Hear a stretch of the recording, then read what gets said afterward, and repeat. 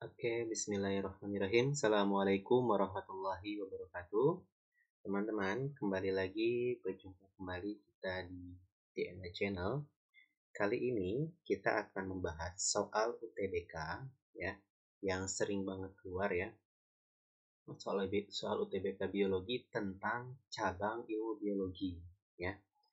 Nah, biasanya untuk cabang ilmu biologi ini kita diberikan soal cerita ya, soal cerita tentang seorang ilmuwan atau tentang di dunia medis atau sebagainya, yang dimana nanti kita harus mencocokkan antara antara eh, komponen yang ada pada soal cerita tersebut kepada cabang ilmu biologi yang sesuai seperti itu teman-teman ya. Oke, langsung aja deh kita coba cek dulu soalnya seperti apa. Di sini kalau kita baca, uh, epilepsi adalah gangguan neurologis yang ditandai dengan kejang berulang, bla bla bla. Oke, sebelumnya saya mau kasih tips dulu buat teman-teman untuk soal cerita seperti ini ya. Itu biasanya makan waktu ya, makan waktu buat ngerjainnya. Kenapa? Sedangkan dalam mengerjakan itu kita tidak hanya tentang benar dan salah gitu ya, atau untuk mendapatkan suara yang besar gitu ya, kita juga butuh efisiensi waktu.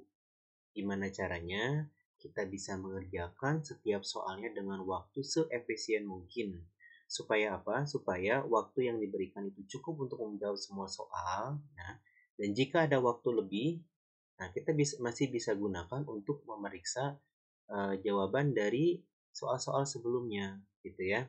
Nah, kembali ke tadi ya, seperti yang sudah saya sebutkan sebelumnya, bahwa soal cerita itu cukup memakan waktu dalam mengerjakannya. Nah, terus gimana tipsnya supaya kita bisa lebih efisien mengerjakannya? Nah, kita langsung aja ke kalimat terakhir gitu ya. Kalimat terakhir, karena biasanya pertanyaan itu ada di kalimat terakhir. Nah, contoh nih ya, eh, pada soal ini kalimat terakhirnya itu nih, kita coba kita highlight ya. Cabang ilmu dan tingkat organ biologi yang dipelajari adalah. Nah, jadi dari kalimat ini kita udah tahu ya, sebenarnya dari soal cerita ini apa sih yang mau ditanyakan gitu ya. Dari sini kita tahu bahwa yang ditanyakan adalah cabang ilmunya apa dan tingkat organ biologi yang dipelajari apa gitu ya. Oke, dari sini kita baru bisa baca soal ceritanya. Nah, emang apa bedanya baca soal cerita dulu sama baca pertanyaannya dulu? Ini ya teman-teman. Kalau kita baca soal ceritanya dulu, gitu ya. Nah, sudah kita baca sampai habis nih. Terus kita baca pertanyaannya. Nah, biasanya kita akan refleks untuk memeriksa kembali gitu ya. Memeriksa kembali. Jadi nggak fokus atau langsung bisa menjawab pertanyaan dari apa yang tadi kita baca. Tapi biasanya ya kita malah ngebaca ulang, gitu ya, ngebaca ulang untuk menemukan jawaban dari pertanyaan yang baru kita baca. Nah, daripada kita jadi baca dua kali, lebih baik baca dulu pertanyaannya, nah, baru kita baca soal ceritanya, supaya kita lebih fokus apa sih yang mau kita cari dari apa yang kita baca. Nah, sekarang kita udah tahu nih, yang mau kita cari tahu adalah cabang ilmu dan tingkat organnya, gitu ya. Nah, eh, oke, sekarang kita coba baca ya. Nah, bacanya pun sebenarnya nggak, jangan, kalau bisa jangan dieja, tapi kita scanning untuk menemukan mana nih kira-kira kalimat yang dimaksud gitu ya, yang bisa menemukan jawabannya. Epilepsi adalah gangguan neurologis bla bla bla gitu ya. Aktivitas yang tidak normal. Oh, ini ngomong tentang penyakit gitu ya. Nah, ini penyakit epilepsi itu apa sih? Nah, walaupun teman-teman nggak tahu epilepsi itu apa, di soal ini dijelaskan gitu ya. Tapi bukan itu intinya. Intinya itu epilepsi itu yang harus kita tahu, dia tuh nyerang organ apa atau bagian apa dalam tubuh kita. Nah, di soal ini dijelaskan bahwa yang diserang itu adalah atau yang bermasalah adalah ini ya, syaraf pada otak. Nah, dari kalimat inilah yang akan kita bisa menemukan jawaban dari pertanyaan tadi. Kayak gitu. Coba teman-teman ya jawab. Kalau di sini kalimat yang merujuk itu syaraf, nah kira-kira cabang ilmunya apa, tingkat organnya apa, gitu ya. Jadi cukup fokus pada kalimat ini aja. Kamu jangan terdistrak dengan kalimat sebelumnya tentang epilepsi, neurologis gitu ya. Meskipun ya kalau teman-teman paham dan sebelumnya udah belajar ya itu lebih baik gitu ya. Tapi kalaupun teman-teman nggak tahu gitu ya, teman-teman nggak harus tahu untuk menjawab pertanyaan pada nomor ini gitu ya, nggak harus tahu tentang epilepsi, cukup langsung ke sini aja kalimat ini masalah syaraf pada otak. Oke, kira-kira gimana ya teman-teman?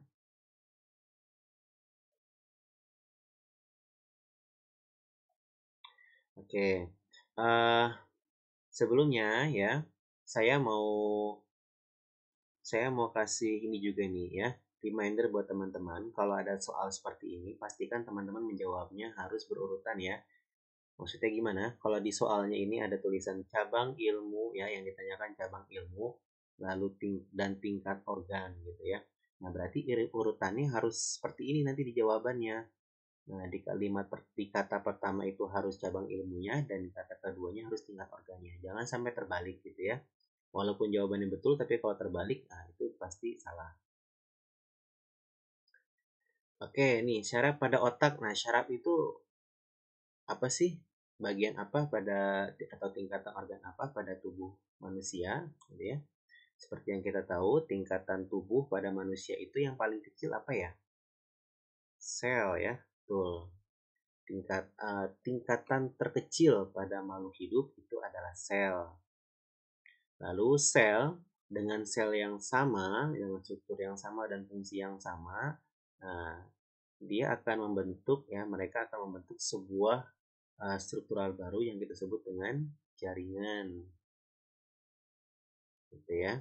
Kemudian jaringan dengan jaringan yang lain, gitu ya. Dengan walaupun nggak harus sama ya, dengan kalau tadi sel harus sama fungsinya untuk membentuk sebuah jaringan. Tapi kalau kali ini jaringan dia bisa bekerja sama dengan jaringan lain, gitu ya, dengan jaringan lain yang memiliki fungsi yang lain, strukturnya beda juga. Nah, itu mereka bisa membentuk struktural yang baru yang disebut dengan organ. Kemudian organ dengan organ yang lain ya, yang punya struktur dan fungsinya juga berbeda, itu bisa membentuk sebuah struktural baru yang disebut dengan sistem organ. Lalu, sistem organ dengan sistem organ yang lain itu nanti akan membentuk sebuah struktural baru yaitu individu. Nah, ini kan ya yang kita pelajari sebelumnya. Jadi kalau misalnya ya saya kasih contoh nih, misalnya ini sel ya. Sel apa yang bisa membentuk sebuah jaringan ya harus sel yang sama. Jadi kalau itu selnya adalah sel kulit ya harus dengan sel kulit bisa membentuk sebuah jaringan kulit. Kalau sel syaraf, nah berarti harus bersama dengan sel syaraf lainnya untuk membentuk sebuah jaringan syaraf gitu ya. Nah, nanti jaringan-jaringan berbeda untuk sebuah organ ya. Misalnya ada misalnya jantung gitu ya. Nah, ini kan terdiri dari jaringan-jaringan pembuluh darah, jaringan lemak, jaringan otot gitu ya, dan lain sebagainya. Kemudian organ yang satu dengan organ yang lain, nah itu juga bisa membentuk sebuah sistem organ ya. Contoh sistem organ itu kayak misalnya sistem pencernaan, sistem peredaran darah, sistem pernapasan, sistem reproduksi gitu ya. Nah, di dalamnya kan terdiri dari berbagai organ. Sistem pencernaan misalnya ya, terdiri dari organ lambung, dari usus gitu ya, organ hati, pankreas dan lain-lain. Nah, kemudian semua sistem organ yang ada di tubuh itu akan membentuk individu ya, kesatuan individu, yaitu misalnya ya sistem pernapasan dengan sistem reproduksi dengan sistem pencernaan. Nah, semuanya saling berkoordinasi membentuk makhluk hidup baru ya, contohnya misalnya manusia gitu ya. Nah, manusia ini salah satu makhluk hidup sempurna yang memiliki atau terdiri dari semua tingkatan pada makhluk hidup ini gitu. Ada nggak makhluk hidup yang nggak ada sistem organnya, nggak ada atau nggak ada organnya? Ada ya, ada makhluk hidup yang cuma terdiri dari sel doang, ada yang terdiri dari jaringan doang gitu ya. Oke, ini kita udah kemana-mana nih. Kembali ke soal gitu ya.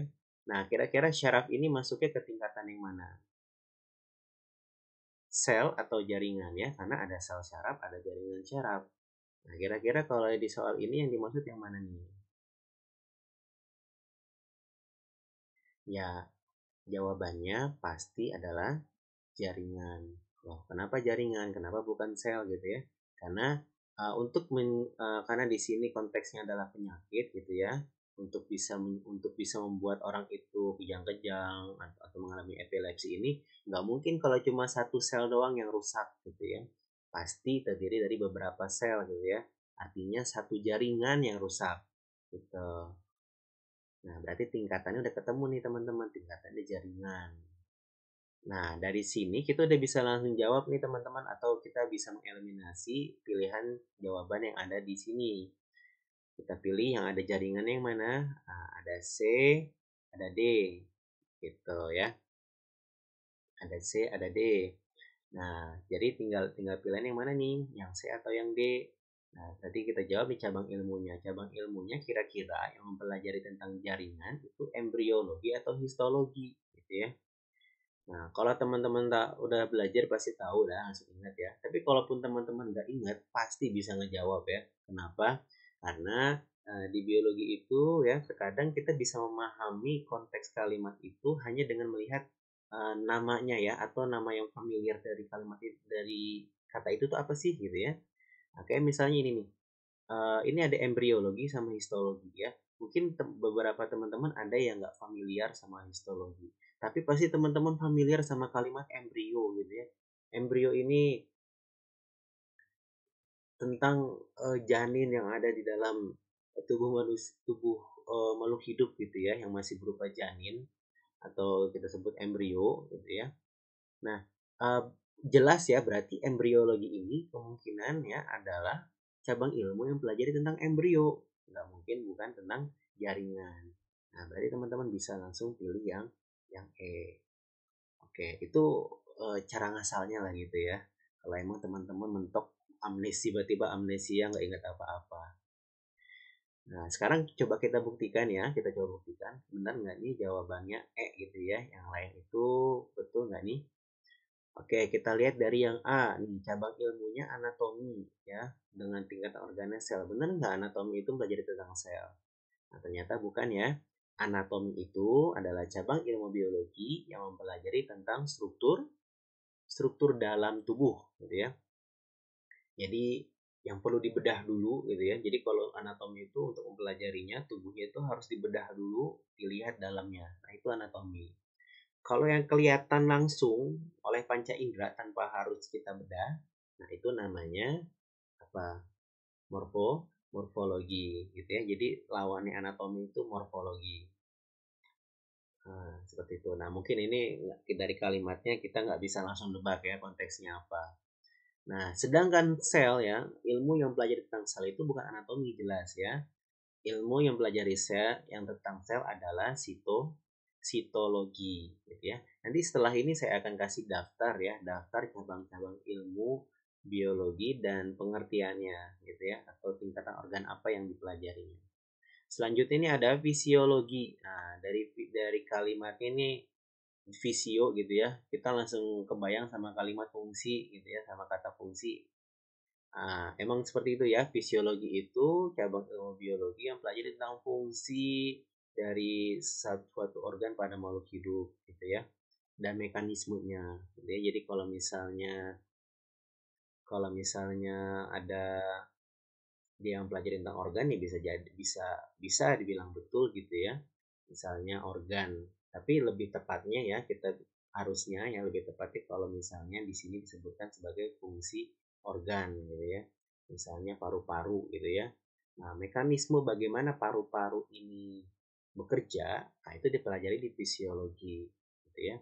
Tapi kalau struktur dari paru-parunya itu seperti apa, nah itu dipelajarinya di anatomi gitu.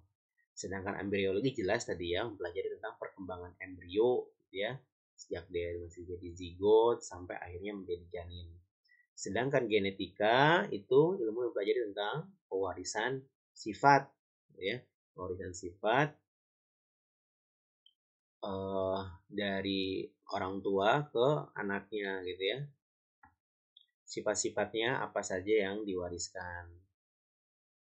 Nah, kalau untuk molekul ya, ilmu biologi apa yang pelajari pada tingkatan molekul? Nah, namanya biomolekuler.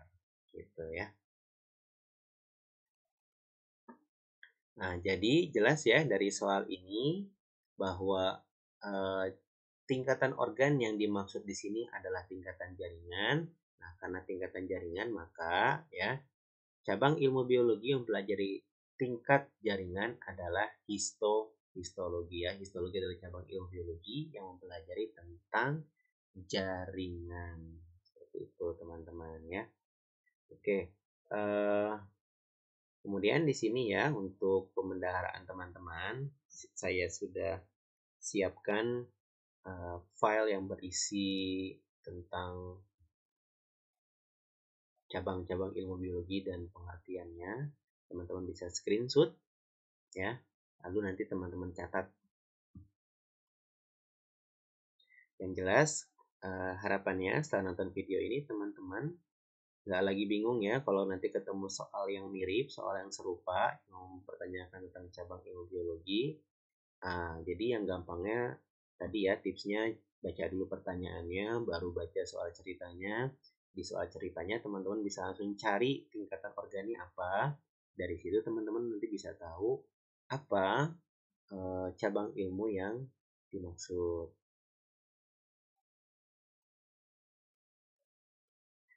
Oke, ini ya teman-teman.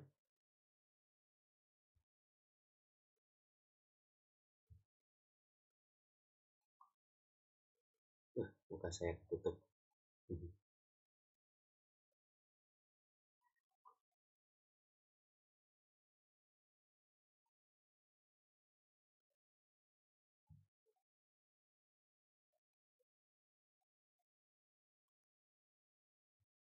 Oke teman-teman udah siap screenshot? Biar saya full screen dulu ya.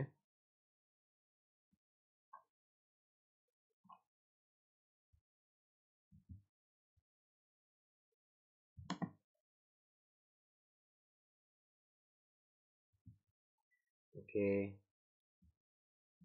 silakan 3, 2, 1, cekrek. Oke, lanjut ya. Ke tadi sampai nomor 23. Ini ada yang kalingan wajah saya seperti ini ya. Sampai dari nomor 20 ke bawah. Oke, ini ya. Oke, 3, 2, 1. Cekrek. Oke deh.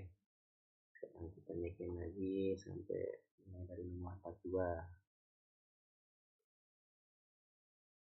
3, 2, 1. Cekrek. Oke. Intinya udah semua ya.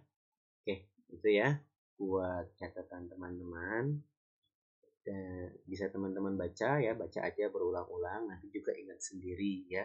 Ingat sendiri dengan cabang-cabang ilmu biologi dan pengertiannya ya. Dan nanti teman-teman juga akan ketemu polanya ya, bahwa di biologi itu sebenarnya istilahnya gitu-gitu aja gitu ya.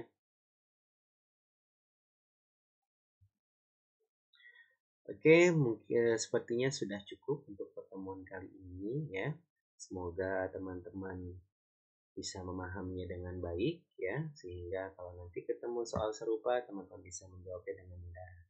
Oke, terima kasih teman-teman. Sampai ketemu lagi di pembahasan soal UTBK selanjutnya. Assalamualaikum warahmatullahi wabarakatuh.